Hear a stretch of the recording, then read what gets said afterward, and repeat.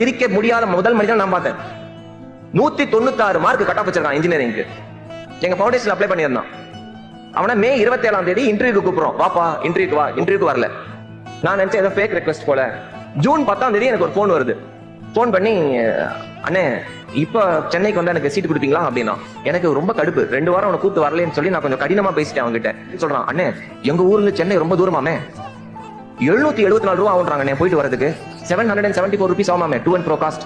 என்கிட்ட அவ்வளவு பைசா இல்லையே, அதனால இத்தனை நாள் வேலை செஞ்சேன், இப்பதான் என்கிட்ட 820 ரூபா இருக்கு, இப்போ வந்தா சீட் கொடுப்பீங்களாண்ணே அப்படின்னா.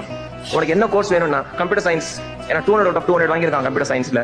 சரிடா இந்த கோர்ஸ் நீ கேட்ட கோர்ஸ் கொடுக்குறேன். அப்ப அவங்ககிட்ட விளையாட்டா தான் கேட்டேன், நீ சிரிச்சா உனக்கு நான் சீட் கொடுக்குறேன் அப்படின்னு. ட்ரை பண்றான் சிரிக்கிறதுக்கு, ஆனா சிரிக்க முடியல. என் பக்கத்துல இந்த வாலண்டியர் என் கையை பிடிச்சி அமுக்கணும். சொன்னா, sir he does not know how to smile. He has only seen struggles in his life. வாழ்க்கையில வெறும் கஷ்டத்தை மட்டும் தான் சார் பார்த்திருக்கான், அவனுக்கு உண்மையாவே சிரிக்க தெரியாது. நான் அவன் சிரிச்சு பார்த்தது இல்லைன்னா